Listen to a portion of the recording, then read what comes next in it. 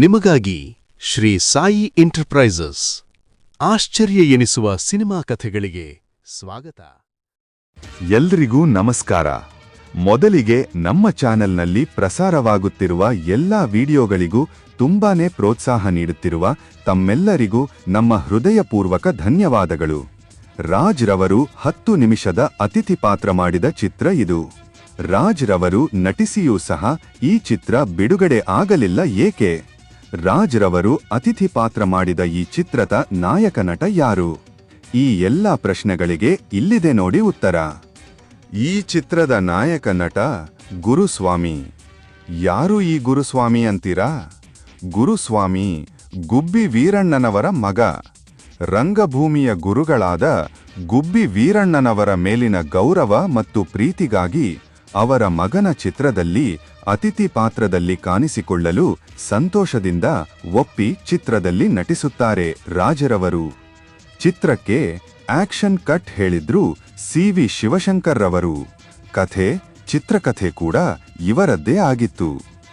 ಚಿತ್ರದ ಪ್ರಾರಂಭದ 10 ನಿಮಿಷದಲ್ಲಿ ಕಾಣಿಸಿಕೊಳ್ಳುವ ಪಾತ್ರವನ್ನು ರಾಜರವರಿಗೆ ಹೇಳಿ ಒಪ್ಪಿಸಿದ ನಂತರ ಅವರು ತುಂಬಾ ಬ್ಯುಸಿ ಇದ್ದ ಕಾರಣ ಅವರ ಸನ್ನಿವೇಶ ಇರುವ ದೃಶ್ಯಗಳನ್ನ ಮೊದಲು ಚಿತ್ರೀಕರಿಸಿಕೊಳ್ಳುತ್ತದೆ ಚಿತ್ರತಂಡ.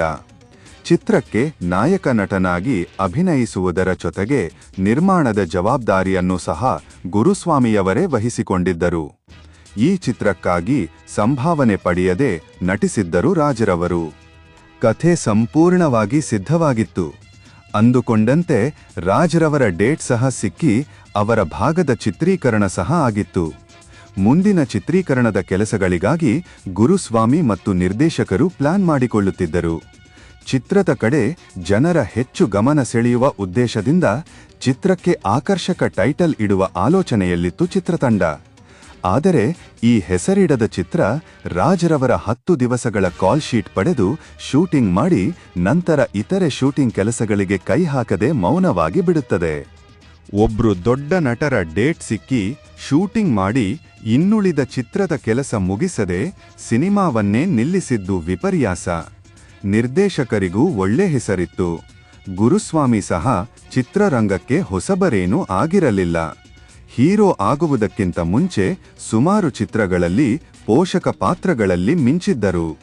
ಆದರೆ ಚಿತ್ರ ಪೂರ್ಣಗೊಳಿಸುವ ಮನಸ್ಸನ್ನ ಈ ಇಬ್ಬರು ಮಾಡಲಿಲ್ಲ. ಗಾಂಧಿನಗರದ ಜನರ ಮಾತಿಗೆ ವಿಷಯವಾದರೂ ಅಷ್ಟೇ. ಮಾಹಿತಿ ಇಷ್ಟವಾಗಿದೆ ಎಂದು ಭಾವಿಸುವೆವು. ನಮಸ್ಕಾರ.